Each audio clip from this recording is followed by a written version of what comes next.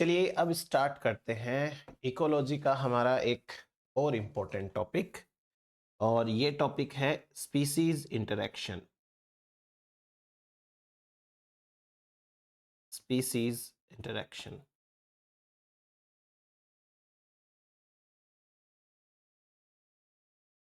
इसी टॉपिक का एक और नाम हम दे सकते हैं, इसे कह सकते हैं biological interaction. Interactions, biological interactions. चाहे आप इसे स्पीसीज इंटरेक्शन कह दीजिए, बायोलॉजिकल इंटरेक्शन कह दीजिए, एक ही बात है। एक छोटी सी चीज समझते हैं अपन। लेट्स सपोज कि एक लिविंग ऑर्गेनिज्म है, एक कोई इंसेक्ट मान लीजिए। कोई भी एक लिविंग ऑर्गेनिज्म है, उसके बारे में अपन बात कर लेते हैं। अब आप एक छोटी सी चीज सोचिए कि इस लिविंग ऑर्गेनिज्म के बर्थ से लेकर डेथ तक, और हम एक बार मानते हैं नेचुरल डेथ, जिसमें इसने अपनी पूरी लाइफ है वो आराम से सरवाइव की है। तो आप ये सोचें कि बर्थ से लेके डेथ तक इस लिविंग ऑर्गेनिज्म के सामने हर रोज ऐसी कितनी ही सिचुएशंस आई होंगी जिसमें इसने दूसरे लिविंग ऑर्गेनिज्म के साथ इंटरेक्शन किया हो। अब वो सिचुएशंस डिफरेंट टाइप्स की हो सकती है।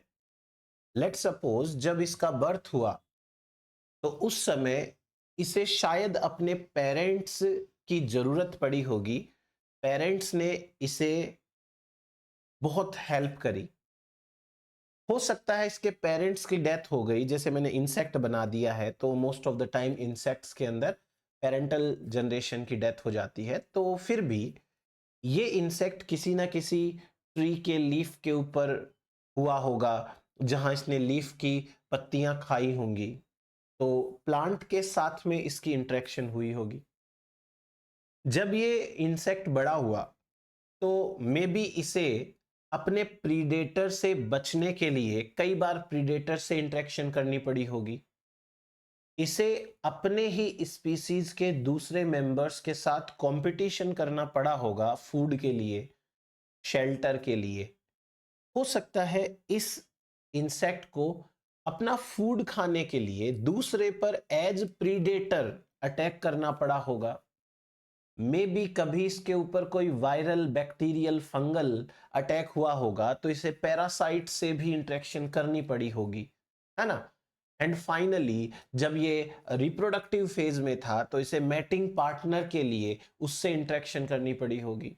सो ऑल एंड ऑल एक कंक्लूजन तो हमारा ये निकल जाता है कि कोई भी लिविंग ऑर्गेनिज्म नेचर में बिना इंटरेक्शंस के सरवाइव नहीं कर सकता। No organism can survive without interacting with other organisms in nature. हो ही नहीं सकता ऐसा। अगर आप कोई एक्सपेरिमेंट कर रहे हैं जिसमें आपने उसे आइसोलेट किया है, तो भी उसे अपने लाइफ के किसी एक पर्टिकुलर फेज में किसी ना किसी दूसरे ऑर्गेनिज्म की जरूरत पड़ेगी, अगर हम एक नॉर्मल एक्सपेरिमेंट करें तो। सो हमारा एक कंक्लूजन वाला पॉइंट है, वो लिख लीजिए आप कि no organism can survive without interacting with other organisms. अब डिफाइन करते हैं हम स्पीसीज इंटरेक्शन को। लेट्स सपोज कि कोई एक स्पीसीज है, ये कोई भी टाइप के ऑर्गेनिजम्स हो सकते हैं, प्लांट्स हो सकते हैं, हर्बीवोर्स हो सकते हैं, कार्निवोर हो सकते, कोई भी है। इसे हमने कहा पॉपुलेशन। ये एक टाइप की पॉपुलेशन हो गई, और ये है स्पीसीज वन। तो स्पीसीज वन की एक पॉपुलेशन है। इसी तरीके से कोई दूसरे टाइप के ऑर्गेनिजम्स हैं, दूसरी स्पीसीज के मेंबर्स हैं, वो भी पॉपुलेशन की फॉर्म में है सपोज। तो ये हो गई दूसरे स्पीसीज की population.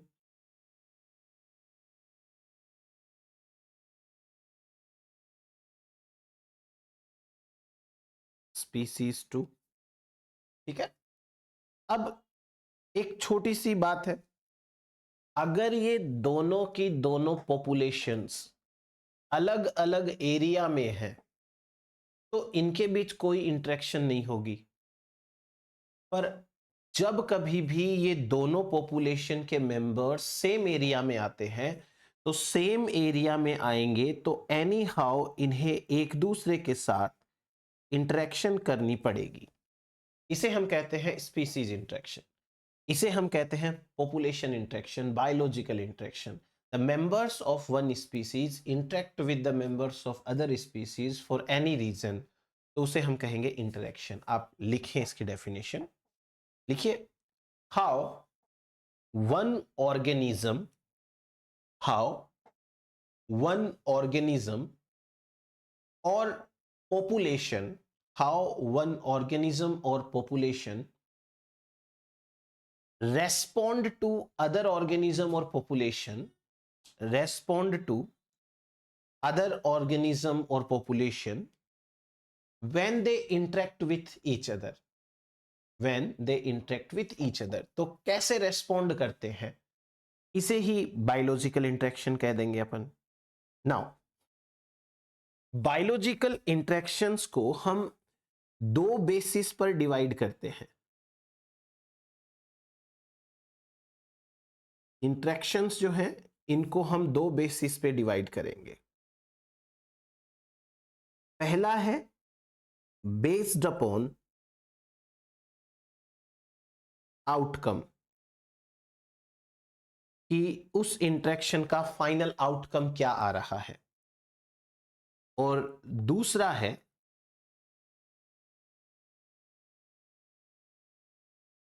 Based upon interacting individuals, based upon interacting individuals. तो ये हो गए दो टाइप के हमारे पास में बेसिस। अब मैं आपको आउटकम के बेसिस पे बताता हूं। जैसे मान लीजिए कोई इंटरेक्शन ऐसी हो जिसे करने से दोनों ऑर्गेनिज्म को, दोनों पॉपुलेशंस को, दोनों स्पीसीज को बेनिफिट हो रहा हो, तो इसे हम कहते हैं favourable, favourable interactions. Favourable interaction को आप कह सकते हो बेनिफिशियल इंटरेक्शन, आप चाहो तो इसे कह सकते हो पॉजिटिव इंटरेक्शन। ठीक है, दूसरी ऐसी इंटरेक्शन जिसे करने से या तो दोनों को नुकसान हो रहा हो या फिर दोनों में से किसी एक को नुकसान हो रहा हो, उसे कहते हैं अनफेवरेबल, अनफेवरेबल। ये इंटरेक्शन अनफेवरेबल है। अनफेवरेबल इंटरेक्शन को आप कह सकते हो हार्मफुल इंटरेक्शन, आप कह सकते हो नेगेटिव इंटरेक्शन। ठीक है, देन नेक्स्ट, ऐसी इंटरेक्शन जहां पर दोनों ऑर्गेनिजम्स को ना बेनिफिट हो रहा हो ना कोई नुकसान हो रहा हो, इसे कहते हैं neutralism, neutral interaction, neutralism, neutralism. Neutralism interaction को हम कह सकते हैं जीरो इंटरेक्शन, इसे हम इकोलॉजी की लैंग्वेज में कहेंगे टॉलरेंस। तो हम इसे ऐसे बोल सकते हैं, टॉलरेंस बोल सकते हैं, न्यूट्रलिज्म बोल सकते हैं। तो ये हुआ हमारे पास में based upon the outcome of the result, outcome of the interaction. अब दूसरा है बेस्ड अपॉन इंटरेक्टिंग इंडिविजुअल। ये तो सिंपल है, अगर दोनों के दोनों इंडिविजुअल्स सेम स्पीसीज के हैं तो इसे कहेंगे intra specific, intra specific interaction. और अगर दोनों इंडिविजुअल्स डिफरेंट स्पीसीज के हैं तो इसे हम कहेंगे इंटर स्पेसिफिक, इंटर स्पेसिफिक, दो अलग अलग स्पीसीज के हैं।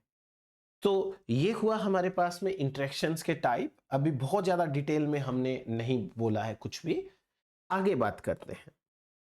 आगे हम देखते हैं कि नॉर्मल कितने टाइप की इंटरेक्शंस होती हैं और जो हमको बेसिकली पढ़नी है उस हिसाब से बात करते हैं। एक इंटरेक्शन है, इसे कहते हैं कंपटीशन।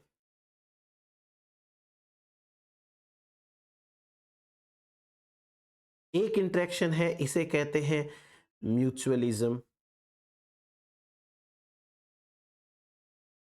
एक इंटरेक्शन है, इसे कहते हैं पैरासिटिज्म। एक हो गई हर्बीवोरी। एक हो गई प्रीडेशन।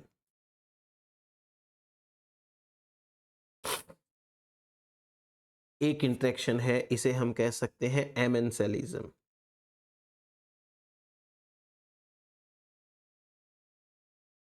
एक इंटरेक्शन है, इसे कहते हैं कमेंसेलिज्म।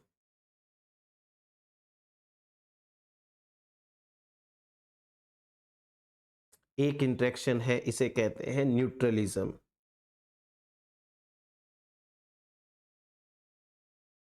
एक इंटरेक्शन है, इसे कहते हैं प्रोटोकॉर्पोरेशन।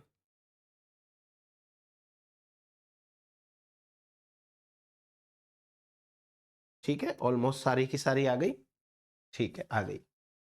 अब इन सारी इंटरेक्शंस का एक दूसरे स्पीसीज पर क्या फर्क पड़ेगा वो भी तो जानना जरूरी है। तो जो स्पीसीज वन है या पॉपुलेशन वन है और जो पॉपुलेशन टू है या स्पीसीज टू है, दोनों में क्या फर्क पड़ता है?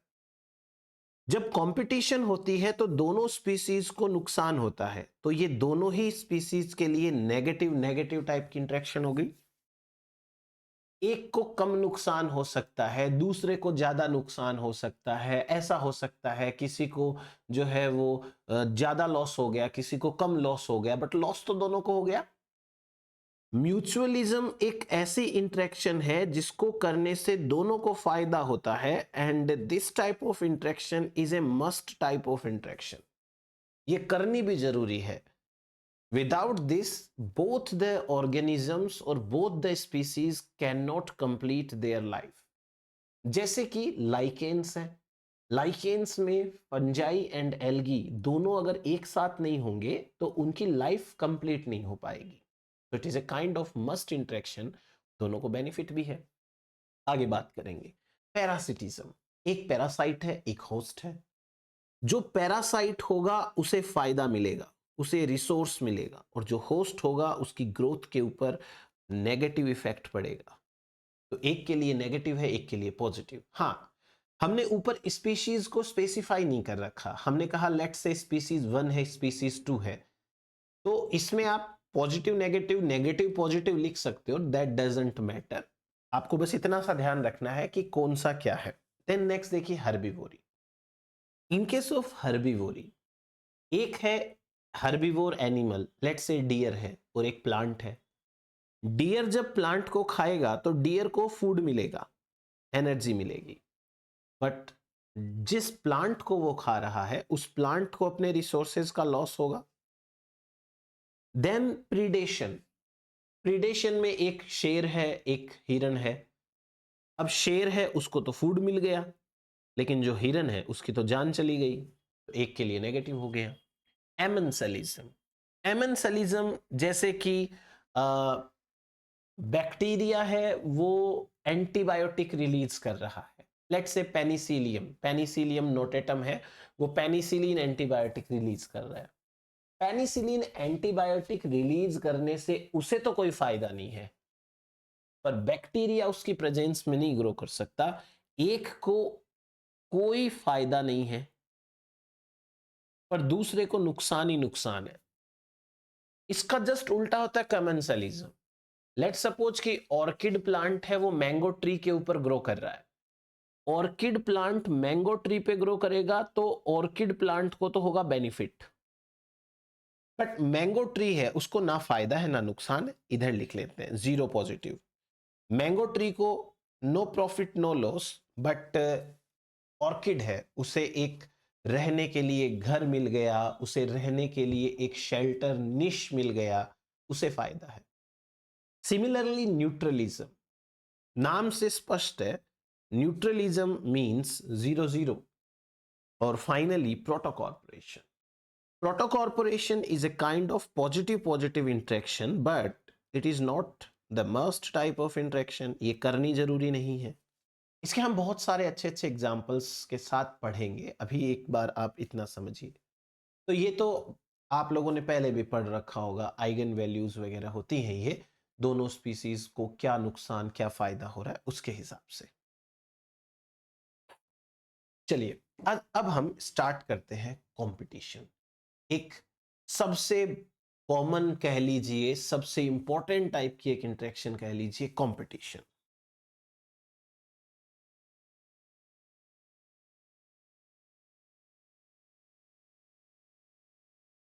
और इसके साथ एक और टर्म डिफाइन करेंगे, coexistence. Coexistence, competition and coexistence मतलब क्या होता है इसका? कंपटीशन का मतलब होता है कि जब दो ऑर्गेनिजम्स को सेम रिसोर्स चाहिए, तो वो दोनों ऑर्गेनिज्म एक दूसरे को नुकसान पहुंचाकर वो रिसोर्स लेने की कोशिश करते हैं, इसे कहते हैं कंपटीशन। अब यहां एक टर्म का इस्तेमाल हुआ है, कोएग्जिस्टेंस। कोएग्जिस्टेंस मतलब होता है साथ साथ रहना। पर आपको एक चीज बता दूं मैं बहुत क्लियरली, कंपटीशन जब कभी भी होती है तो कभी भी परमानेंट कोएग्जिस्टेंस नहीं हो सकता। परमानेंट कोएग्जिस्टेंस मतलब फॉरएवर साथ साथ नहीं रह सकते। कंपटीशन का मतलब ही यह होता है कि एक स्पीसीज का एलिमिनेशन होना जरूरी है। यह हो सकता है कि जो दो स्पीसीज आपस में कंपटीशन कर रही हैं, वो स्पीसीज 1 साल 2 साल 10 साल 20 साल एक साथ रहे, बट एट द एंड किसी एक स्पीसीज को एलिमिनेट होना पड़ेगा। So there is no permanent coexistence in the competition. There is no permanent coexistence in the competition. अगर कहीं पर को एग्जिस्टेंस हो जाए, दैट मीन्स वहां कॉम्पिटिशन नहीं हो रहा। पॉसिबल है ये, दो स्पीसीज अगर साथ में रहते रहते अपना निश सेग्रीगेट कर ले, अगर वो साथ रहते रहते अपना अपना निश है वो अलग कर ले कि भाई हमें एक दूसरे के निश में इंटरफेयर नहीं करना, एक अपना फूड स्टाइल चेंज कर ले या टाइमिंग चेंज कर ले, जो मैंने आपको निश के टॉपिक में पढ़ा रखा है, आप प्रीवियस वीडियोस देख सकते हैं। तो जब दो स्पीसीज साथ रहकर अपना निश सेग्रीगेट कर लेती हैं, तो फिर तो कंपटीशन ही नहीं होता। एंड दैट टाइम जब कंपटीशन नहीं हो रहा है तो कोएग्जिस्टेंस हो सकता है। So coexistence and competition can not remain forever. ये दोनों एक साथ नहीं हो सकते। अब हम कंपटीशन के बारे में बात करते हैं। कंपटीशन तब होगा जब दोनों स्पीसीज कह लीजिए, दोनों पॉपुलेशन के मेंबर्स कह लीजिए, उनको सिमिलर रिसोर्सेस चाहिए। लिखिए आप,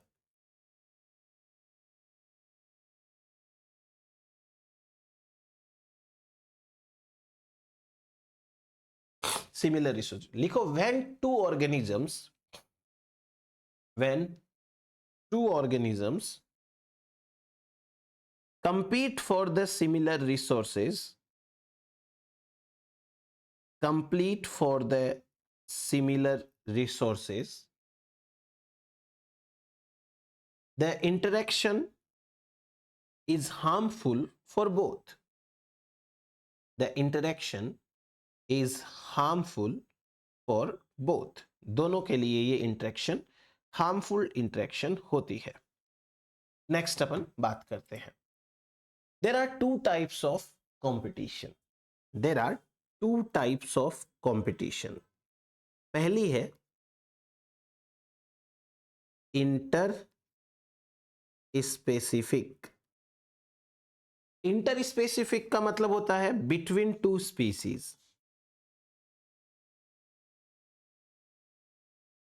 बिटवीन टू स्पीसीज। और दूसरी होती है intra specific, intra specific among the members of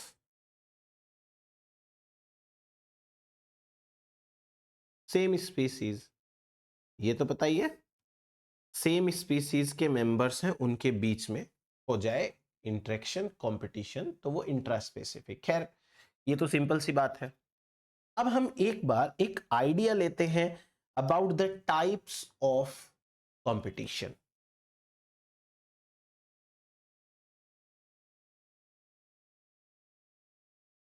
types of competition. Competition के कितने टाइप्स होते हैं? नेचर में डिफरेंट टाइप से ऑर्गेनिजम्स कंपटीशन करते हैं, तो हम उनमें से कुछ सिलेक्टेड, कुछ मोस्ट इंपोर्टेंट टाइप्स देख लेते हैं। जैसे कि पहला है एक्सप्लॉइटेशन। Exploitation competition.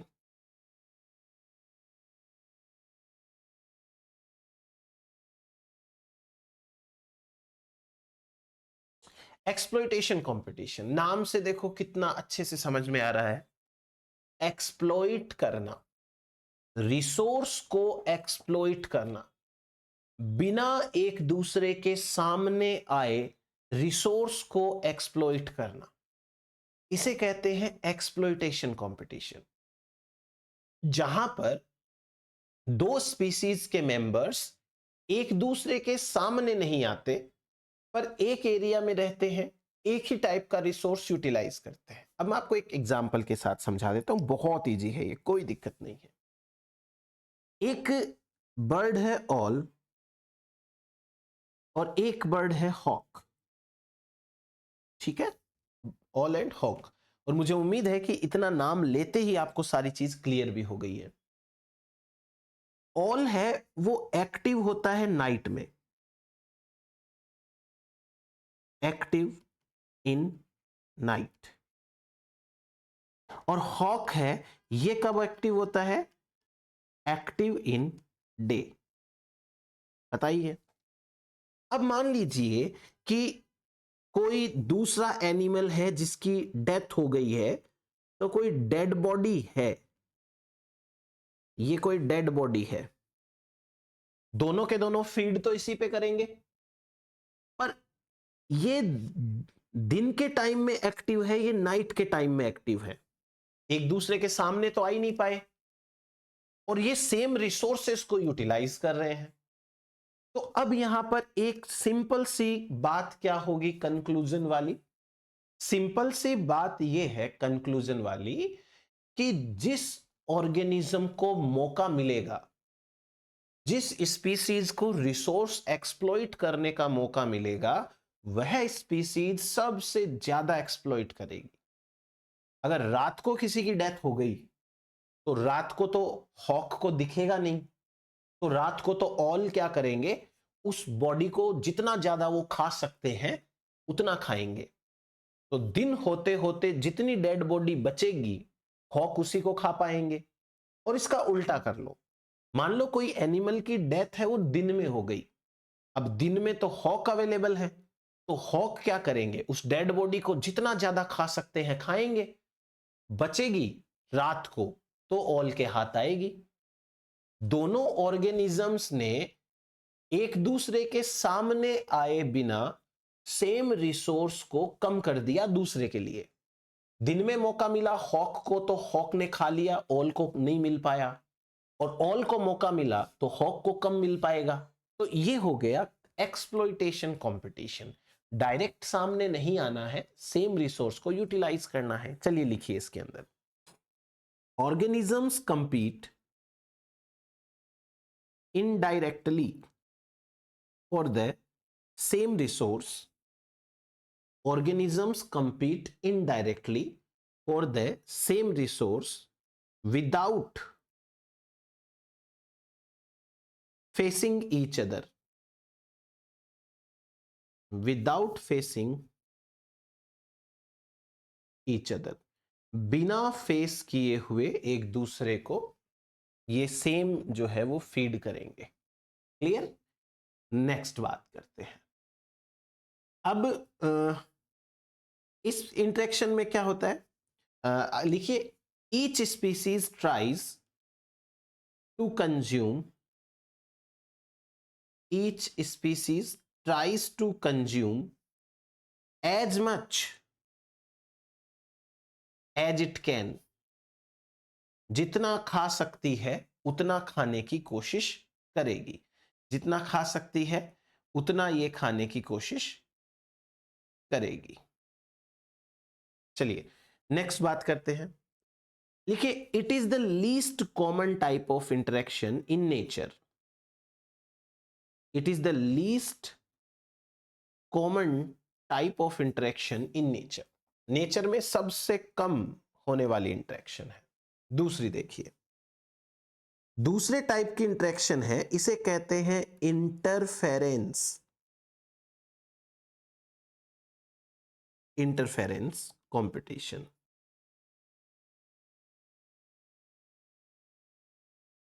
इंटरफेरेंस का मतलब होता है डायरेक्ट फाइट। डायरेक्ट फाइट, जब एक दूसरे के साथ डायरेक्ट फाइट की जाए तो उसको कहते हैं इंटरफेरेंस। ये तो है खतरनाक सबसे, पर नेचर में होती भी सबसे ज्यादा है। एनिमल्स के बीच में इंटरफेरेंस टाइप की ही कंपटीशन सबसे ज्यादा होती है। अब ये कंपटीशन हो सकती है सेम स्पीसीज के मेंबर्स के बीच में, जैसे एक है लाइन 1 और एक है लाइन 2। दो लाइन है, एक दूसरे के सामने आ गए और बीच में एक डियर है। अब ये दोनों के दोनों लाइन इस डियर को अटैक करेंगे, मारेंगे, बट एक दूसरे से भी फाइट करेंगे। ऐसा हो सकता है कि एक लाइन है और एक टाइगर है, इंट्रा स्पेसिफिक भी हो सकती है, और कोई लेट्स से कि कॉमन सा रिसोर्स है, इंटर स्पेसिफिक भी हो सकती है। तो जब कभी भी डायरेक्ट फाइट हो, आमने सामने आकर के फाइट हो, तो उसे हम कहते हैं इंटरफेरेंस कंपटीशन। अब यहां से मैं आपको कुछ बातें क्लियर कर दूं। जैसे आपको लग रहा होगा कि दो लाइन है, वो आपस में एक दूसरे के साथ तब तक लड़ते रहेंगे जब तक एक की डेथ ना हो जाए। ऐसा नहीं होता है। बेसिकली क्या होता है कि जब भी दो कॉम्पिटिटर्स सामने आते हैं तो उनमें से जो वीकर कॉम्पिटिटर होता है, जैसे एक लाइन है वो थोड़ा बूढ़ा है और एक है वो यंग है, या टाइगर है वो थोड़ा वीक है एज कंपेयर टू लाइन, तो जो वीकर कॉम्पिटिटर होता है उसे खुद को पता होता है कि मैं वीक हूं। वो अवॉइड करने की कोशिश करता है, जहां तक हो सकता है वो अवॉइड करने की कोशिश करता है। और जो स्ट्रोंगर कॉम्पिटिटर होता है उसे ये लगता है कि पहले वो अपने कॉम्पिटिटर को वहां से निकाले, तो वो जानबूझ के कंपटीशन करने की कोशिश करता है। यानी जो स्ट्रोंगर कॉम्पिटिटर होगा वो जानबूझ के लड़ाई करने की कोशिश करेगा, और जो वीकर कॉम्पिटिटर होगा वो लड़ाई को अवॉइड करने की कोशिश करेगा। ऐसा होता है। अब इसमें फिर अल्टीमेट कंक्लूजन क्या निकला? अल्टीमेट कंक्लूजन ये निकला, समझदारी इस बात में है कि जो भी वीकर कॉम्पिटिटर है वो थोड़ा वेट करे, पहले स्ट्रोंगर कॉम्पिटिटर को रिसोर्स यूज करने दे, और जब वो स्ट्रोंगर कॉम्पिटिटर रिसोर्स यूज करके चला जाए तो बचा खुचा रिसोर्स है वो वीकर कॉम्पिटिटर यूज करे। इसे कहते हैं सब ऑप्टिमल, सब ऑप्टिमल कंडीशंस। यानी बची हुई चीजें, रिमेनिंग रिसोर्सेज, रिमेनिंग रिसोर्सेज, बची हुई चीजें होती है ना, उसको बोलते हैं सब optimal condition. So weaker competitor can best survive under sub optimal conditions. समझ में आई ये चीज आपको? चलिए अब लिख लीजिए, देखिए when two individuals, when two individuals directly fight with each other, directly fight with each other to hold the resources, to hold the resources, it is known as interference competition. It is known as interference competition. Next point. In this case, the stronger competitor survives and takes the benefits, advantages. The stronger competitor survive and takes the advantages. जो strong होगा वो बचा रहेगा, जिंदा होगा, advantage लेगा. Weaker competitor can best survive under suboptimal conditions. Next point. It is the most common competition in animals. Animals के case में ये सबसे कॉमन होती है. नेक्स्ट देखिए, एक टाइप की कंपटीशन है, इसे कहते हैं अपरेंट कंपटीशन. अपरेंट कंपटीशन, देखो मैं आपको एक चीज बताता हूं अपरेंट कंपटीशन के बारे में.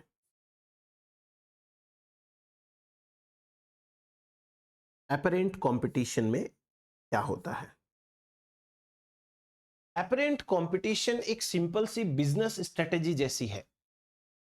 Business strategy in the sense में आपको बताता हूं कि आज से बहुत टाइम पहले जब मार्केट के अंदर जियो आया था, तो जियो ने स्टार्टिंग के अंदर 2 GB डेटा डेली का फ्री देना शुरू किया था.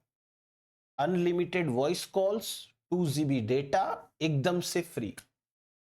और इस फ्री के चक्कर में जितने भी कंज्यूमर्स थे ऑलमोस्ट सारे के सारे कन्वर्ट हो गए थे जियो के अंदर. अब इससे क्या हुआ? जियो कंपनी ने अपने आप को कुछ समय के लिए थोड़ा नुकसान पहुंचाया, पर उस नुकसान का अल्टीमेट फायदा यह हुआ कि कंज्यूमर्स कन्वर्ट हुए और देन जियो ने चार्जेस लेना चालू कर दिया. आज के टाइम पे आप देख सकते हो कि जियो के प्राइसेस ऑलमोस्ट उतने ही हैं जितने दूसरी कंपनीज, टेलीकॉम कंपनीज के हैं. खैर यहां पर मेरा मकसद इस चीज को एक्सप्लेन करना नहीं है, बट ये कंपटीशन ऐसी ही है. इसमें कोई सेम रिसोर्स के लिए कंपीट नहीं कर रहा. यहां पर ऐसा नहीं है कि दोनों को फूड खाना है तो दोनों को कंपटीशन करना है उसके लिए. नहीं, यहां दिक्कत यह है कि दोनों का प्रीडेटर सेम है. स्पीसीज ए और स्पीसीज बी दोनों को एक ही प्रीडेटर मार सकता है. तो उससे बचने के लिए एक स्ट्रेटजी अपनाई जाती है जिसे कहते हैं अपरेंट कंपटीशन. इसमें आप वो एग्जांपल ले सकते हैं जहां एक कंपनी अपने आप को इतना नुकसान पहुंचा रही है कि दूसरी कंपनियों को अल्टीमेटली ज्यादा नुकसान पहुंचेगा.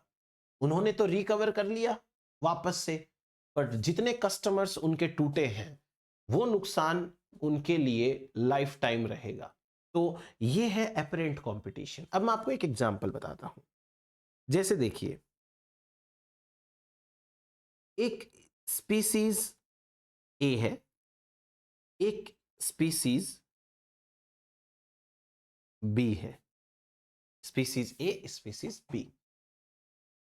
स्पीसीज ए के 100 मेंबर्स हैं, स्पीसीज बी के भी 100 मेंबर्स हैं. At the time being they both are at the same population size 100. अब क्या होता है कि स्पीसीज ए को यह लगता है कि स्पीसीज बी के कारण हमारे एरिया में प्रीडेटर आ जाएगा, हमें मार देगा. तो स्पीसीज ए रिप्रोडक्शन करती है, अनलिमिटेड रिप्रोडक्शन. जिसकी अभी शायद जरूरत भी नहीं है, ये रिप्रोडक्शन करती है। रिप्रोडक्शन करके ये अपना नंबर 10,000 कर लेती है, 10,000। स्पीसीज बी अपना नंबर उतना ही रखती है, क्योंकि ये रिप्रोडक्शन का सीजन नहीं है, अभी रिप्रोडक्शन करने की कोई जरूरत नहीं है, तो रिप्रोडक्शन क्यों करे बिना बात के। बट इसने किया, नंबर इंक्रीज हुआ। नाउ जब इतने ज्यादा मेंबर्स अचानक से एक एरिया में हो जाते हैं, तो इनके प्रीडेटर को पता चल जाता है कि यहां तो हमारा फूड है। तो प्रीडेटर क्या करता है, प्रीडेटर इसके ऊपर आके अटैक करता है। ये आया प्रीडेटर। और मैंने क्या कहा आपको कि both species have same predator, both species have same predator, दोनों स्पीसीज का सेम प्रीडेटर है। तो अब मान लीजिए कि इसका रेशो देखो क्या आता है। रेशो मान लो कि अगर 100 मेंबर्स इस स्पीसीज के मारे जाते हैं, डेथ, तो कम से कम एक मेंबर तो इसका भी मारा जाएगा, एक की डेथ तो होगी ना। ये रेशियो देखो, एक तरफ 10,000 है और एक तरफ 100 है। तो यदि हम रेशियो वाइज बात करें तो 100:1 का रेशियो है, they are 100 times more than the species B. तो जब 100 मेंबर्स स्पीसीज ए के मारे जाते हैं, तो एक मेंबर स्पीसीज बी का भी मारा जाएगा। अब अगर 1000 मेंबर्स स्पीसीज ए के मारे जाते हैं, तो 10 मेंबर्स स्पीसीज बी के मारे जाएंगे। समझ रहे हो आप? मल्टीप्लाई कर दिया मैंने 10 से दोनों तरफ। अब मैं 9 से मल्टीप्लाई कर देता हूं। अगर 9,000 मेंबर्स स्पीसीज ए के मारे जाते हैं, तो 90 मेंबर्स स्पीसीज बी के मारे जाएंगे। 90 members at this time, remaining number बताइए कितना है? 1000 रिमेनिंग। और यहां पे देखो रिमेनिंग कितना है, ओनली 10 रिमेनिंग, सिर्फ 10 रिमेनिंग है। यहां पर 1000 रिमेनिंग है। देखो कम हुए। अभी कंपटीशन बाकी है। अब ये वापस से अपना नंबर इंक्रीज करेगी 10,000 तक। मतलब मैं तो एक हाइपोथेटिकल ले रहा हूं, बहुत ज्यादा नंबर इंक्रीज करेगी 10,000। ये अभी भी 10 की 10 है। अब वापस रेशियो निकालो, ये 1000:1 का रेशियो आ गया। यदि इसके 1000 मेंबर्स की डेथ होती है, तो कम से कम इसके भी एक मेंबर की तो डेथ होगी ना। अटैक होता है, रैंडम अटैक होता है। तो 1000 मेंबर अगर इसके मारे जाते हैं स्पीसीज ए के, तो एक मेंबर तो बी का भी मारा जाएगा। इसको मैं 9 से मल्टीप्लाई कर दूं, तो 9,000 डेथ होती है, तो इसकी 9 की डेथ हो जाती है। 10 ही तो बचे थे, 10 में से 9 की डेथ हो गई। अभी भी 1000 मेंबर्स इसके बचे हैं, इसका एक मेंबर बचा है। वो एक मेंबर तो कभी भी मारा जाएगा, वो जिंदा रह के भी क्या करेगा अकेला। अभी भी इस एरिया में 200 से ज्यादा मेंबर्स की जगह नहीं है, और मेंबर्स अभी भी 1000 के आसपास है। और अटैक होंगे, और अटैक होंगे, तो इन्हीं के ऊपर ज्यादा अटैक होंगे। और जब साइज अराउंड 200 से कम हो जाएगी, तो ये स्पीसीज उस एरिया में आसानी से छिप सकती है, रह सकती है। तब इस स्पीसीज को कुछ भी नहीं होगा। तो किस तरीके से इस स्पीसीज ए ने अपने आप को नुकसान पहुंचाया? पहले तो रिप्रोडक्शन ज्यादा किया, उसके बाद में उसी के मेंबर्स की ज्यादा डेथ हुई, but ultimately species B is eliminated from the area. इसे कहते हैं एपरेंट कंपटीशन। ये तब होती है जब सेम प्रीडेटर होता है, तो दूसरे की गलती से खुद को नुकसान ना हो इन फ्यूचर, तो पहले ही नुकसान करा के दूसरे को एलिमिनेट कर दो। लिखिए आप इसके अंदर, लिखिए in this case two species do not compete for the same resource. In this case, two species do not compete for the same resource, but they do share at least, but they do share at least one common predator, one common predator.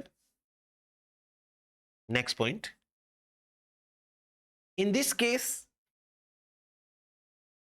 one species harms itself in such a way, in this case, one species harms itself in such a way that the other species is being more harmed, is being more harmed. Next point. This often leads to exclusion of one of the two species from the area. एक species eliminate हो जाती है. It is the second most common interaction. It is the second most common interaction in animals. Animals में second most common interaction होती है ये. ठीक है. अब एक और टाइप का कंपटीशन है. इस कंपटीशन का नाम है कीस्टोन प्रीडेशन.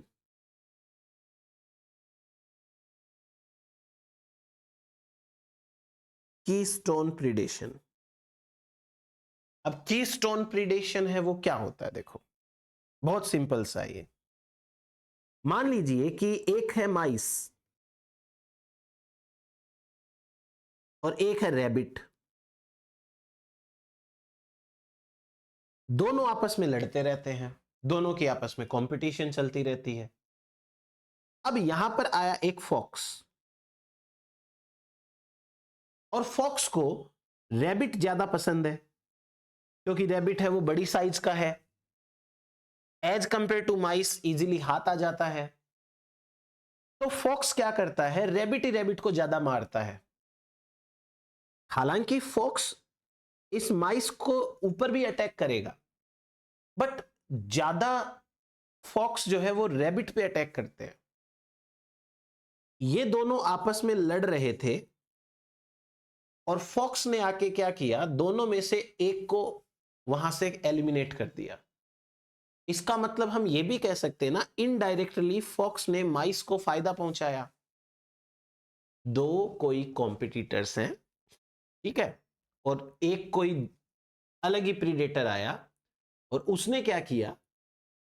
दो कॉम्पिटिटर में से एक कॉम्पिटिटर को नुकसान पहुंचा दिया. तो उसने दूसरे को तो इनडायरेक्टली फायदा किया ना. इसे कहते हैं keystone predation. When A predator selectively feeds upon one of the two competitors, तो दूसरे कॉम्पिटिटर को फायदा होता है. लिखिए, the removal of A pray species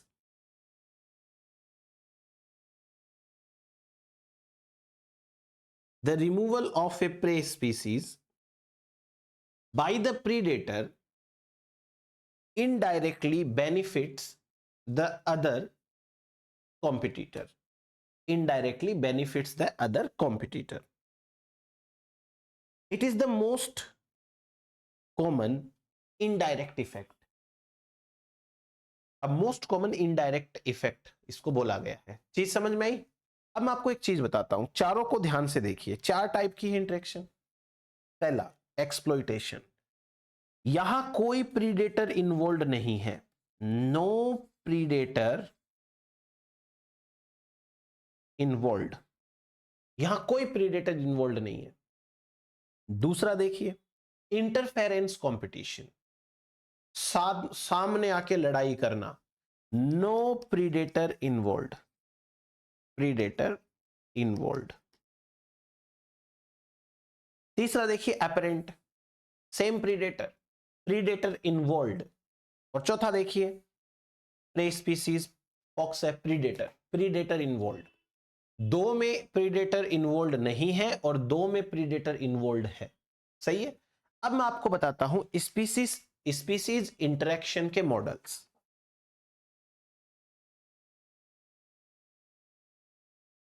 species interaction models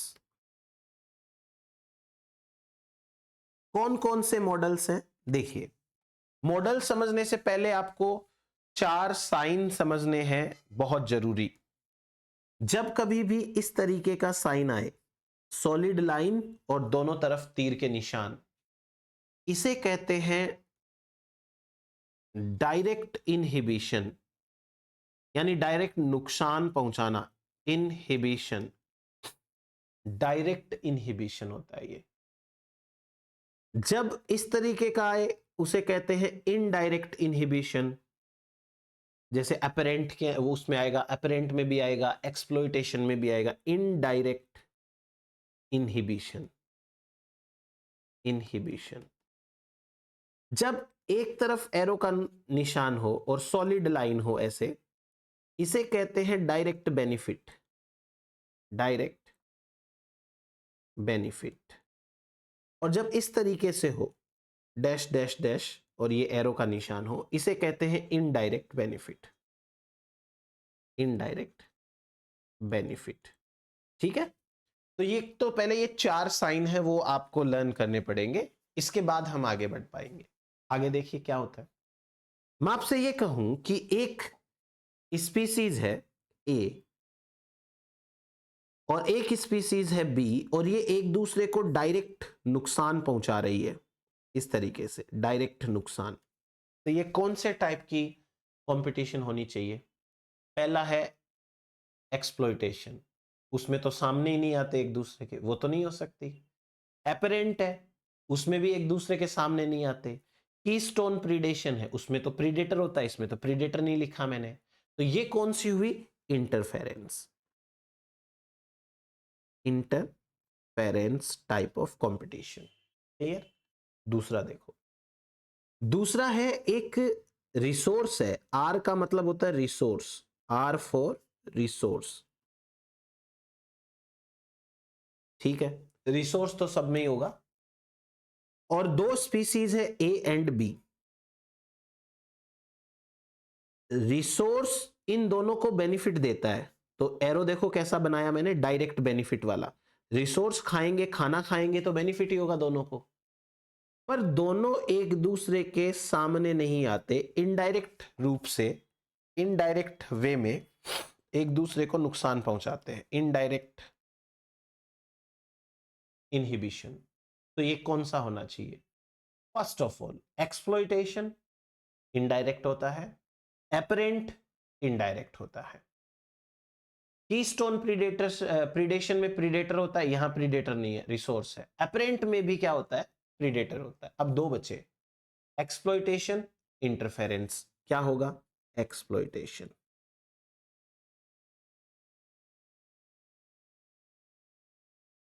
एक और देखो, एक प्रीडेटर है, P for predator, predator, predator और 2 स्पीसीज है ए एंड बी। ए को प्रीडेटर खाएगा तो प्रीडेटर को बेनिफिट होगा, बी को खाएगा तो भी प्रीडेटर को बेनिफिट होगा, मतलब प्रीडेटर को तो दोनों तरफ से बेनिफिट हो रहा है। और ये दोनों एक दूसरे के सामने वैसे डायरेक्टली नहीं आती, एरो जिधर जा रहा है उधर बेनिफिट हो रहा है, प्रीडेटर की तरफ एरो है, प्रीडेटर को बेनिफिट हो रहा है। अब 2 इंटरेक्शन है जिसमें प्रीडेटर है, एक तो है अपरेंट, एक है कीस्टोन प्रीडेशन। पर हमने कीस्टोन प्रीडेशन में यह बात करी कि प्रीडेटर एक को नुकसान पहुंचाता है, यहां तो दोनों को नुकसान पहुंचा रहा है प्रीडेटर, इसलिए ये क्या होगा? Apparent, apparent competition. एक और देखो, एक प्रीडेटर है, एक स्पीसीज ए है, एक स्पीसीज बी है। प्रीडेटर स्पीसीज ए को नुकसान पहुंचाता है, एरो के ऊपर माइनस का निशान है। अब एरो पे माइनस है और एरो जा रहा है बी की तरफ, मतलब बी को नुकसान हो रहा है, ए को नुकसान हो रहा है, सॉरी ए की तरफ जा रहा है, ए को नुकसान हो रहा है। और प्रीडेटर जो है वो इनडायरेक्ट तरीके से बी को फायदा हो रहा है, प्लस ये दोनों आपस में कैसे भी लड़ रही हो, डायरेक्ट इनडायरेक्ट। यहीं से क्लियर क्या हो गया, प्रीडेटर है, इसका मतलब ये या तो अपरेंट है या कीस्टोन प्रीडेशन है। प्रीडेटर तो नुकसान ही पहुंचाता है, यहां तो प्रीडेटर फायदा दे रहा है, तो ये क्या हो गया, ये होगा keystone predation, keystone predation. Then next देखो, एक स्पीसीज ए है, एक स्पीसीज बी है, ए बी को डायरेक्टली नुकसान पहुंचाती है, बी ए को डायरेक्टली नुकसान पहुंचाती है। ना तो प्रीडेटर है यहां पे, डायरेक्ट हो रहा है। जैसे इंटरफेरेंस में हमने देखा, इंटरफेरेंस में हमने एक ही एरो बनाया, यहां दो अलग एरो बनाए लेकिन दोनों सॉलिड लाइन के हैं, दोनों पे नेगेटिव लिखा है, ये भी इंटरफेरेंस होगा। ये एग्जाम में आए हुए भी हैं क्वेश्चंस, तो आप प्रिपेयर रहे इनके लिए। नेक्स्ट पॉइंट, मान लीजिए ऐसा दिया हुआ हो कि एक स्पीसीज है ए, एक स्पीसीज है बी, ए बी को इनडायरेक्ट नुकसान पहुंचाती है, बी ए को इनडायरेक्ट नुकसान पहुंचाती है। तो एक चीज तो क्लियर हो गई, या तो ये कीस्टोन प्रीडेशन है या ये अपरेंट है, क्योंकि सॉरी एक्सप्लॉइटेशन है या ये अपरेंट है। अब उसके बाद एक रिसोर्स है, R for resource, resource B को डायरेक्ट बेनिफिट देता है और बी रिसोर्स को डायरेक्ट नुकसान पहुंचाता है। रिसोर्स ए को भी डायरेक्ट बेनिफिट देता है और ए डायरेक्ट रिसोर्स को नुकसान पहुंचाता है। भाई रिसोर्स को तो नुकसान ही होगा, चाहे कोई उसे खाए, और जो खाएगा उसे तो फायदा ही होगा, प्रीडेटर तो है नहीं, और इनडायरेक्ट हो रहा है ये, तो क्या हुआ ये, एक्सप्लॉइटेशन, एक्सप्लॉइटेशन। अब लास्ट बात करते हैं, एक प्रीडेटर है और ये प्रीडेटर ए एंड बी दोनों को डायरेक्टली नुकसान पहुंचा रहा है। जाहिर सी बात है, प्रीडेटर तो डायरेक्ट नुकसान पहुंचा ए को भी और बी को भी, इसका मतलब ये कीस्टोन तो हो ही नहीं सकती, क्योंकि कीस्टोन में तो एक को फायदा पहुंचाता है। फिर भी पूरा कर लेते हैं अपन, बी प्रीडेटर को फायदा पहुंचाता है, ए भी प्रीडेटर को फायदा पहुंचाता है, और ये ए एंड बी है, वो दोनों एक दूसरे को इनडायरेक्ट रूप से नुकसान पहुंचाते हैं। तो ये क्या हो गया, अपरेंट हो गया। तो बस ये है कीस्टोन, सॉरी ये है कंपटीशन के डिफरेंट टाइप के मॉडल्स। आप इतना करिए अच्छे से, नेक्स्ट लेक्चर में हम लोटका वोल्ट्रा इंटरेक्शन पढ़ेंगे कंपटीशन के लिए, तो नेक्स्ट लेक्चर जरूर देखिएगा। Thank you.